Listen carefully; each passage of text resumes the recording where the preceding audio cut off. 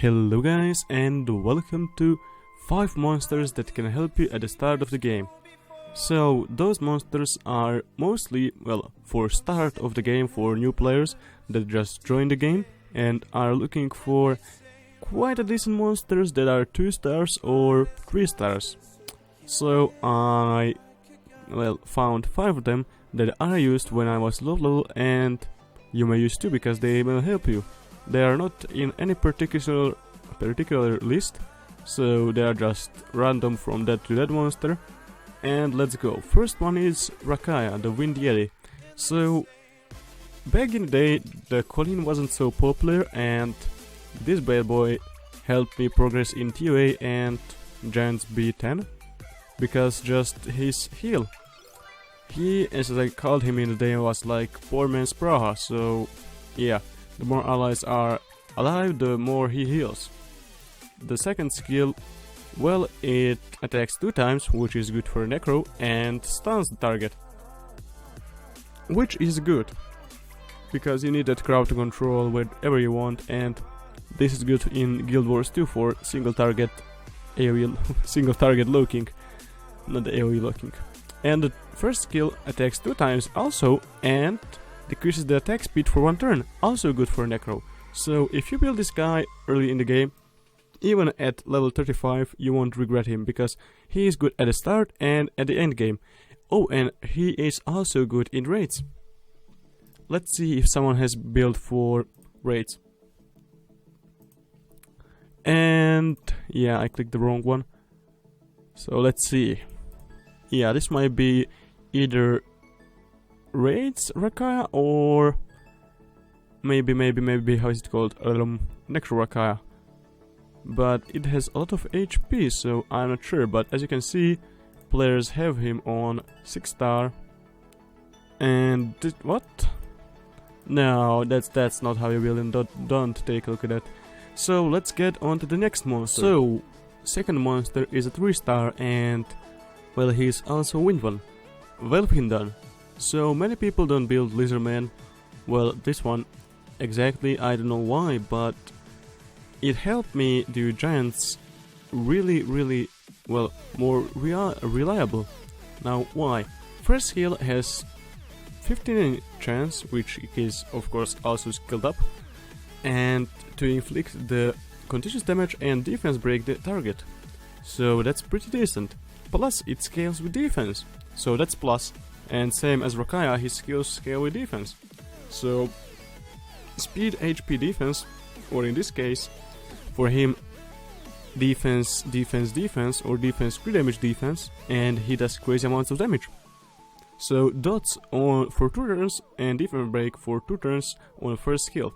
Second skill attacks all enemies dealing proportionate to the defense, again proportionate to their defense, so higher the defense the more damage, and inflicts continuous damage for 3 turns, real 50 chance. And the damage of the skill will increase by 30% for each harmful effect. So yeah, I really like using him when I was low player, and as I said, he helped me in not Dragons Beaten but Giants Beaten do dodge the boss and defense break the boss. Only downside of Rakaya and Welfhindon is they are both multi-healers, and in the dungeon, Golem dungeon, you don't want multi-healers. Why? Because the more you hit the boss, the giant, he retaliates more, because every 7th turn he retaliates. And if your monster isn't, let's say, ruined well, it might die. And yeah, but honestly, if you put enough dots on the boss, which are continuous damage, I mean, you can win, because yeah. And those 2 work great in the team, the Welfhindon and Rakaya. Why? Because this guy slowed down attack speed of the boss, and Welfhindon, he puts dots and defense breaks, which is amazing. And since the giant has base speed of, if I remember correctly, around 75, when you slow him down, that is really gonna affect your gameplay and how you run Giants Beaten. Anyways, let's go to his passive. So He reflects damage, 10% of the damage, to attacker when attack and provokes the attacker for 1 turn with 30% chance. I mean, this... You wouldn't believe how useful this is in TOA actually, that provoke. And also he can be built on Despair, because he has AoE. And each time he revenges... Well, actually he doesn't revenge, pardon me there. But each time he attacks with this thing, he can stun enemies. Anyways, this was the Welfindon, and let's see, I seen one guy have him ruined, like he should, but I don't know. No, fuck, that's not the right one. And neither did that. Let's see, I know you're here, where are you hiding? Yeah, this Greek guy. So this is how you would like to run your Welfindon. Defense, defense, defense.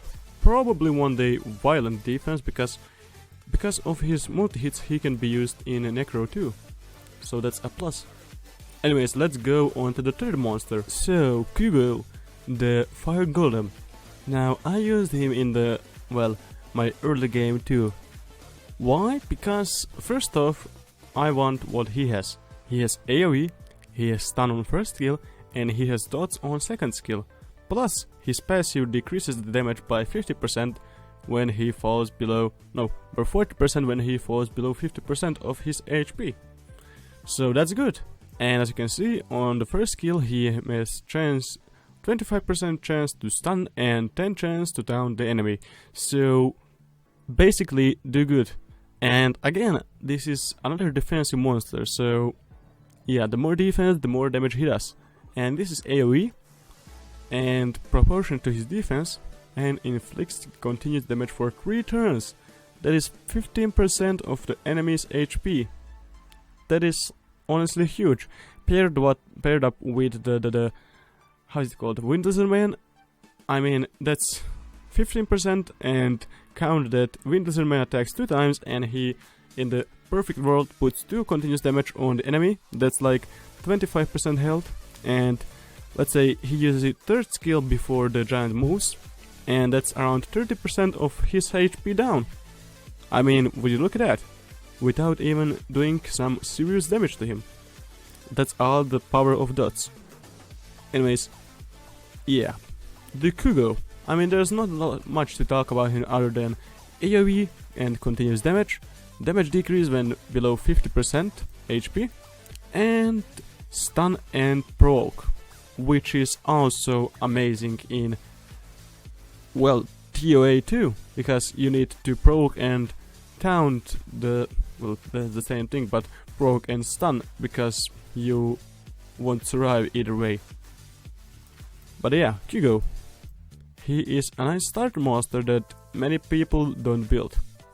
Now, yeah, let's go on to the next monster. So, Weiger. So, he is a 3-star monster, but he has the same thing, well, common with those 3 that I mentioned earlier, and that is that all of them are farmable, so you can get them on one way or another.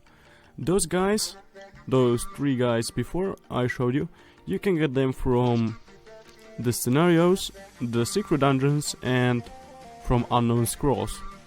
And Weiger can be get from secret dungeon too. So he is, let's say, farmable 3-star monster that can help you in your team. Anyways, what does he bring to the team? Other than his awesome looking body, he brings HP recovery disturber. So that's one thing for 1 turn. That is especially good against healers in an arena, but also, well, he's not the best choice for Hall of Wind. But if you don't have any other heal blocker, he can do that too, because you need to heal block the boss, because yeah, he heals for a lot and it's annoying, and let's leave it at annoying. Then he brings small heal and attack speed increase for 2 turns. Now this is amazing because it can be skilled up, and attack speed increases your speed, let's say around, if I'm not wrong, 33%. So that's pretty decent.